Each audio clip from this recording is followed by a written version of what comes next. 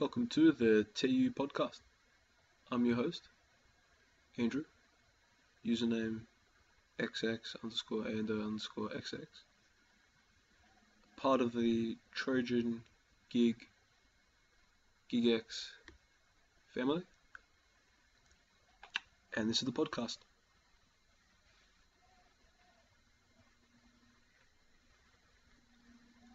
Alright, first topic. We got a new event, the Progenitors Continuum, week 1. Thanks to Marshall Kylan for the spoilers. Now, I wanted to talk about a few cards that have been released. For the Brawl, the new quad is Magus of Plague. It is a Vindicator, it is a quad, like I said. It is a 1 delay card. It has 2 corrosive, 5 protect, and strike all 2, 4 attack, and 22 HP at level 6. Now, this card, personally, I think is decent at specific times in your game. Like, corrosive 2 is a nice touch where it's a bit of a defensive skill, same as the protect, but the protect is very, very RNG based, because who runs 5 card decks, right? The 22 HP for a 1-drop is a little bit power creep, gotta say that. That's just a given. 4 attack is a decent reply to the power creep of 22 HP.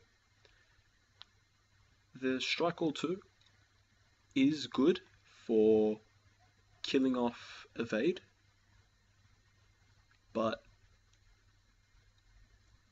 gets evaded, right? So strike all 2 for a turn 1 is like the deserted Borg we all wanted.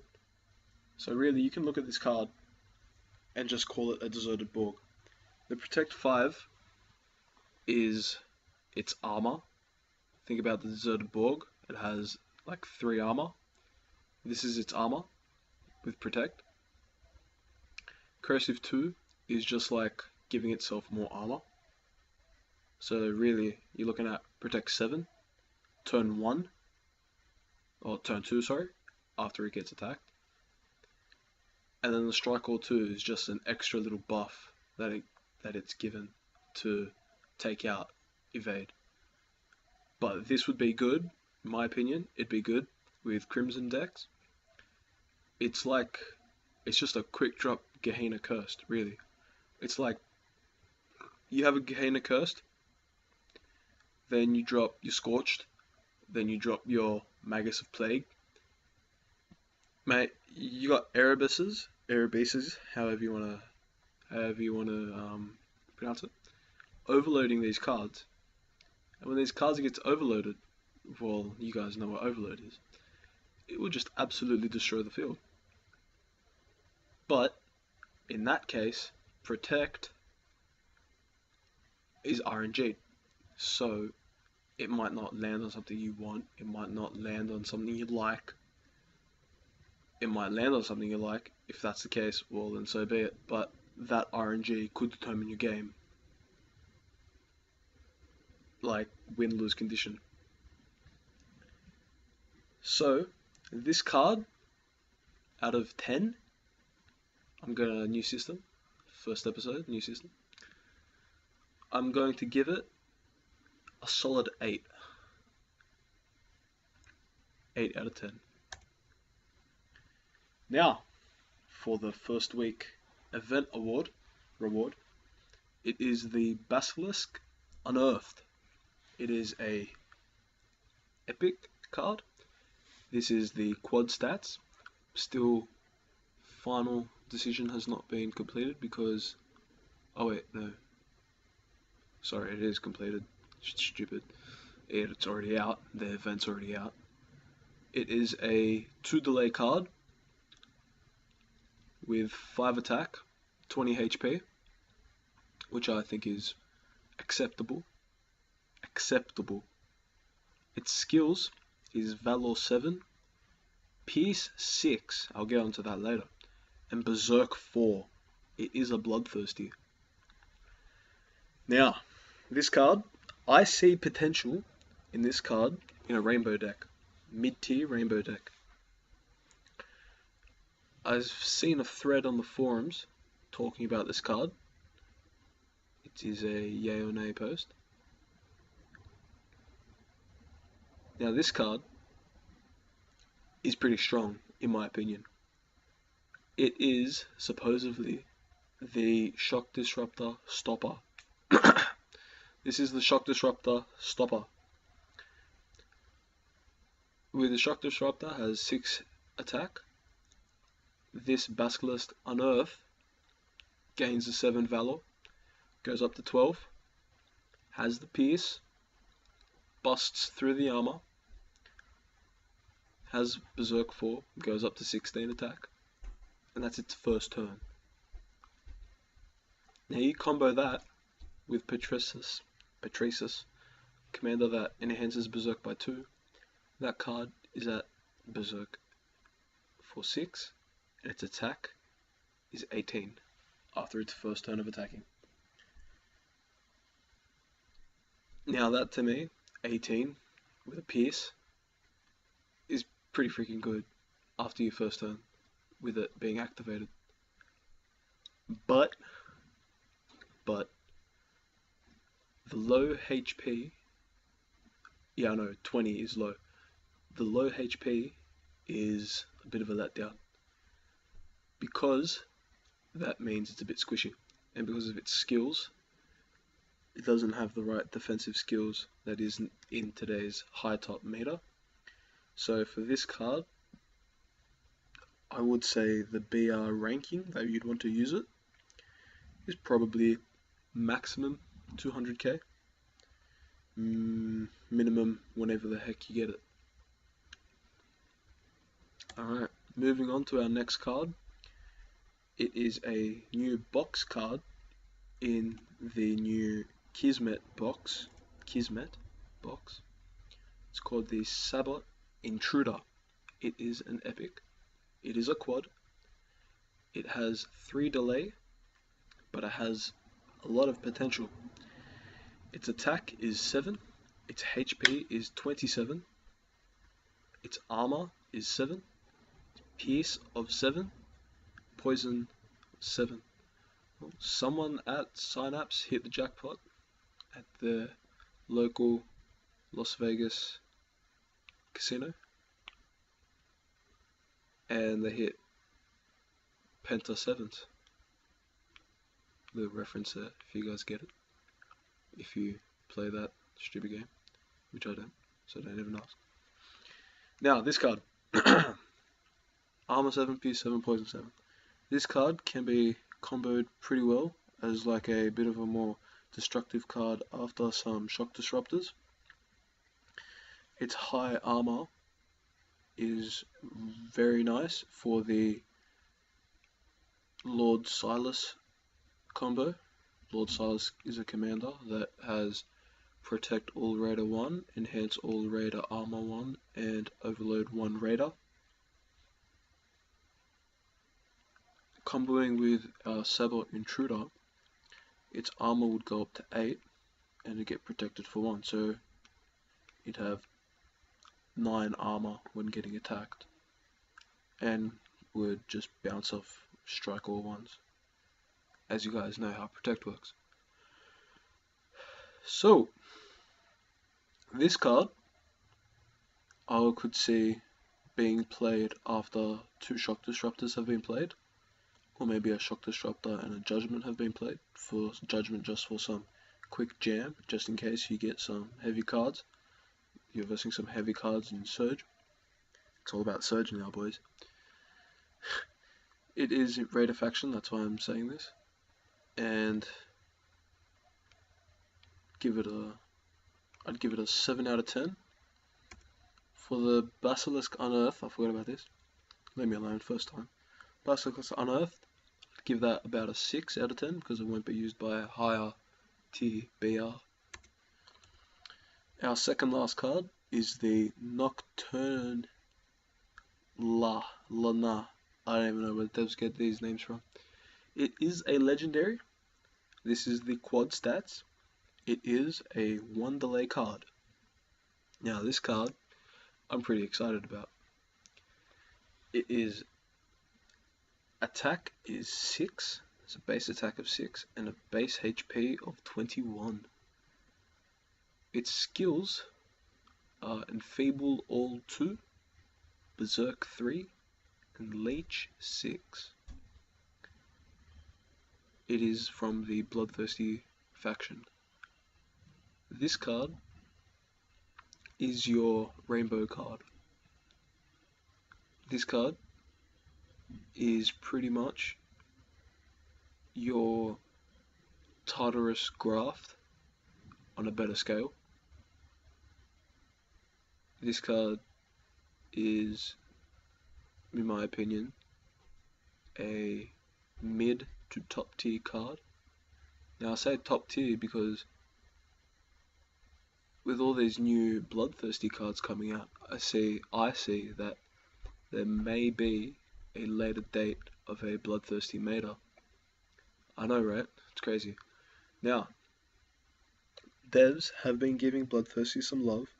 Crypt Burrower, Basilisk Unearthed, and hopefully they don't chuck out any more crap cards in this coming week event.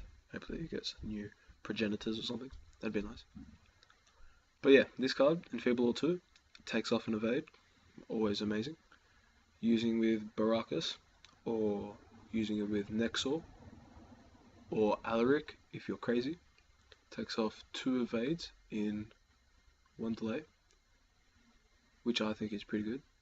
Leech of 6, which is a defensive skill, gains back its HP if it can get through anything with only 6 attack. And a Berserk of 3.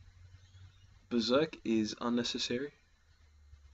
1, because it doesn't go with anything with its skills that it already has. Like the Basilisk Unearthed, at least it had Pierce, so it can like fight against anything.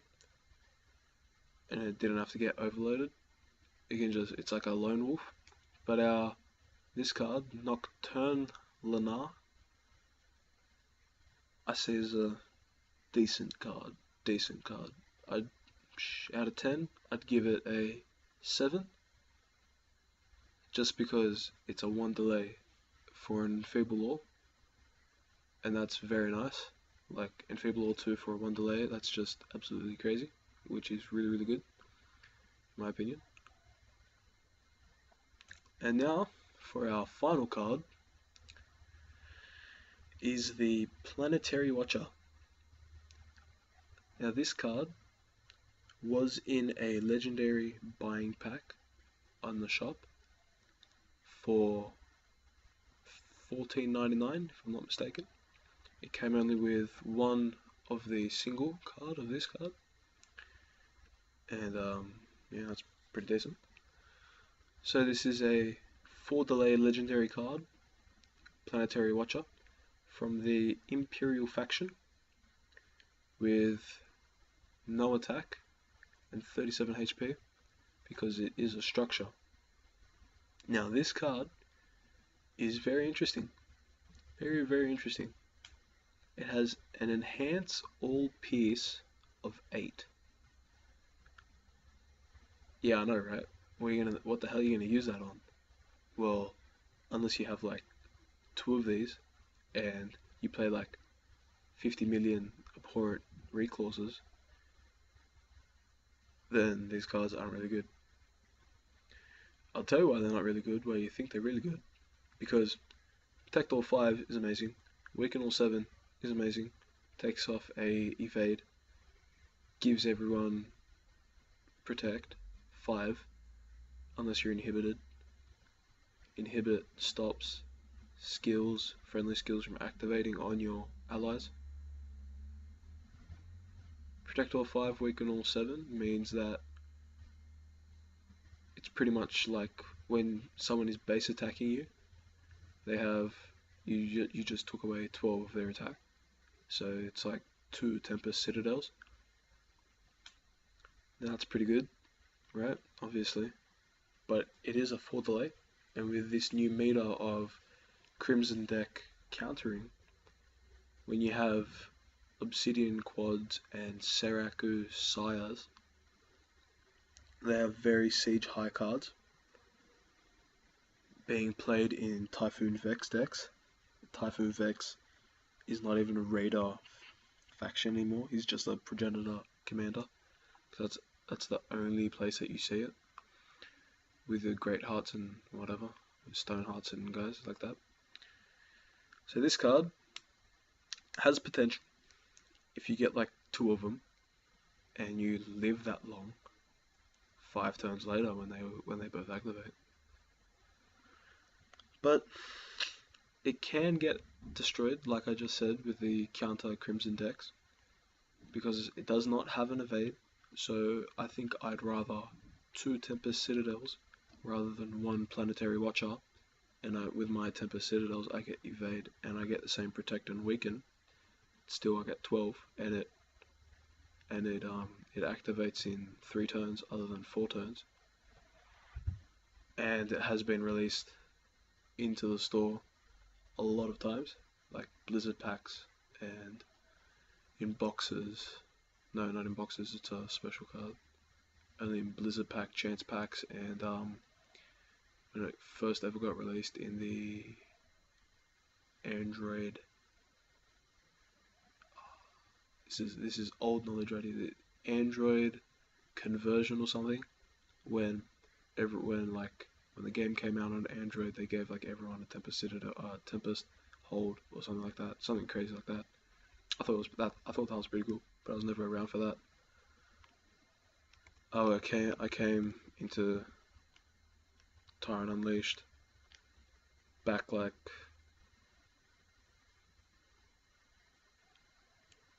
November 2013. Yeah, November 2013. Before Fanatics even came out, that's when I was around. When Augurs and Anvils just came out. So yeah, I've been playing for a very long time. Very long time. Well, that covers the box cards. Now I'm just talking out of my butt here because I have no planning in coming into this podcast, but I'm sure later I will, hopefully. Now I guess because this is the first podcast and it's before the month, I will talk about the roadmap. I guess. Talk about the roadmap. We got our event that goes from January 29th to February 19th. Progenitor's Continuum event. We got our January 30th to February 2nd Brawl of Deities. Enhance all heal 1, 2, 3. From February 6th to February 8th, we have our Judgment War. Nice war, cool. This war will use the normal rules. Okay. Battleground effect to be revealed at a later date. Sounds good. February 10th, new base set fusions. That is interesting. See some new hexes. Hexafusion. We may even see a Grunt Octofusion. Maybe. New base set fusions. Hopefully we could get something like a Defiance and a Honorable Samurai, and a Defiance turns into a Emperor, a new card called an Emperor, and that's like a commander which heals all cards for 20. That'd be pretty nice. After that, we have our February 13th to February 16th, Accursed Brawl, Battleground effect to be revealed at a later date. February 20th to February 23rd, Broodmother Raid. Raid. The new skill Payback will be featured. This is the hype. This is what I am so hyped about. Payback. Payback. Freaking Payback. I can't wait until this skill comes out to absolutely crush with a capital K, crush Crimson decks, crush meta decks, crush decks that just have strike and attacking cards, and then Imperial will become like the best faction, because when an Imperial card with payback comes out, Imperial already have protects and healing. It'll Imperial probably be the new meta. I'm also hoping that payback comes out on a Raider card called Lowbrow. I want the Lowbrow quad.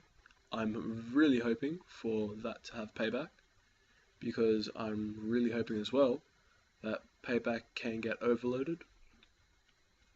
That would be a very cool feature, because then payback would be useless against evade. Therefore, when overload and payback meta come out, evade will be the new crap skill. Like, for example, let me think of a crap skill. Leech. Yep, Leech is crap. Don't even worry about it. Xanadu Ultra? Yeah, who cares? It's got good survival rate. Doesn't do much. Okay. After that, we have a new, fresh off the market, February 23rd to February 26th, Tartarus Vanguard campaign. Tartarus Vanguard campaign. Now this is very exciting. A new event to TU. More clusters of clatter in our game that we've grown to know and love. A lot of new clutter coming into the game, which is always great. Yeah, change up some meta, change up some way people think about decks. And then during this month, there will be a Q&A, which I will also go over in my podcast. That is the end of this podcast. Thank you for tuning in, and I'll see you later. Bye bye.